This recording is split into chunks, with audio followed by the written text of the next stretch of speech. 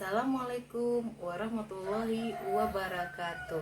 Selamat pagi anak-anakku sekalian, anak-anak kelas 7 masih tetap semangat untuk belajar daringnya. Diharapkan tetap semangat ya. Tetap jangan lupa tetap jaga kesehatannya. Sebelum kita mulai pembelajaran, saya basmalah terlebih dahulu. Materi hari kita pagi ini masih berkaitan dengan teks surat. Nah, sebelum Miss membahas tentang materi baru ini, Miss akan mereview terlebih dahulu materi 2 minggu pekan belakang ini yang telah Ananda pelajari secara mandiri di rumah, yaitu tentang teks surat. Nah, teks surat atau surat merupakan salah satu media komunikasi, yaitu media komunikasi secara tertulis, dimana pada dahulunya surat ini sangat menjadi tujuan utama bagi orang-orang zaman dahulu untuk saling berkirim pesan antara pulau dengan pulau, antara provinsi dengan provinsi. Sehingga semakin berkembangnya zaman, surat sudah tidak terlalu efektif lagi sebagai media komunikasi. Sekarang yang paling kita kenal yaitu media komunikasi secara elektronik, yaitu bisa handphone dan lain-lainnya. Sebagai fungsinya, surat bertujuan untuk mengkabarkan sebuah pesan, di mana dalam teks surat itu yang kita pelajari ada 2 jenis.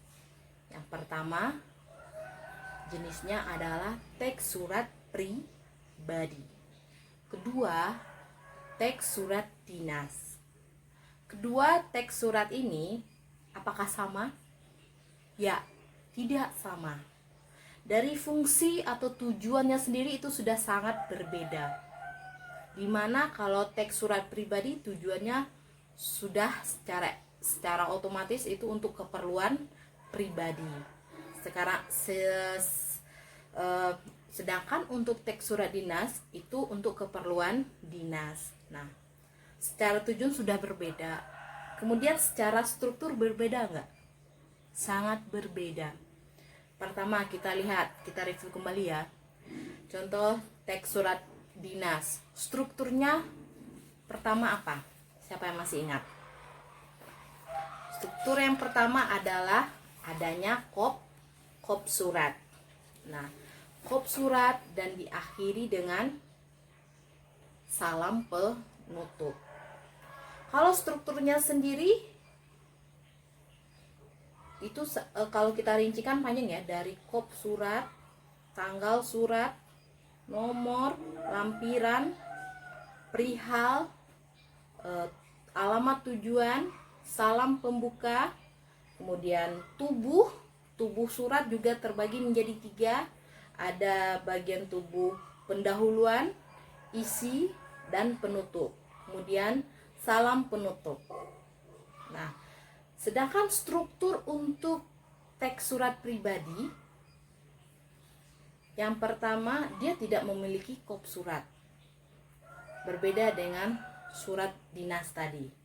Kalau dalam teks surat pribadi langsung ke alamat, tanggal surat, tujuan, salam pembuka, dan isi surat. Isi surat ada 3 bagian, sama dengan struktur teks surat dinas: pendahuluan, isi, dan penutup. Terakhir yaitu salam penutup. Nah, itu adalah struktur dari surat pribadi dan surat dinas. Pagi ini kita akan masuk ke submateri baru, yaitu tentang ciri kebahasan dari teks surat, di mana ciri kebahasan dari teks surat ini ada 3. Pertama, yaitu sesuai dengan KBBI. Yang kedua, adanya singkatan dan akronim. Yang ketiga yaitu tanda baca.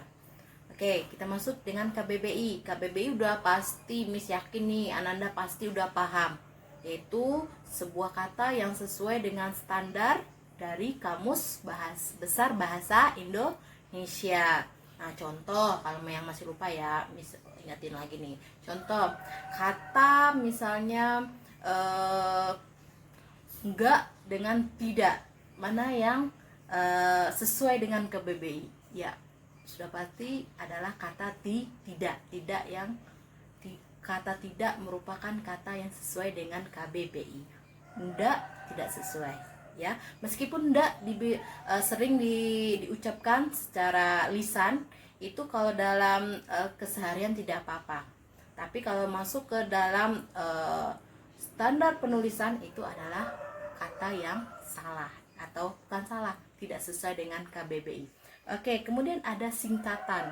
Di dalam teks surat banyak sekali singkatan, mulai dari singkatan sapaan, nama tempat atau sekolah, institusi, dan lain-lainnya. Contoh Bapak biasanya disingkat dengan kata BPK. Nah, kemudian ada lagi singkatan SMP. Panjangan dari SMP apa? Sekolah Menengah Pertama. Kemudian ada lagi akronim. Nah, kemudian yang ketiga adanya tanda baca, seperti tanda titik, tanda koma, tanda tanya, tanda titik dua, tanda garing. Nah, itu merupakan 5 ini termasuk ke dalam ciri kebahasaan atau tanda baca yang ada di dalam teks surat. Nah, Ananda bisa analisis lagi 2 teks yang lalu yang sudah pernah Miss kirimkan. Analisis mana tanda bacanya, koma, titik, tanda tanya, seru, titik 2, dan tanda garingnya. Oke, silakan untuk memantapkan lagi materinya. Silahkan baca buku paketnya, kemudian Ananda bisa kerjakan latihan di Google Classroom. Ada 10 pertanyaan, bisa harapkan Ananda kerjakan dengan teliti dan benar. Terima kasih. Assalamualaikum warahmatullahi wabarakatuh.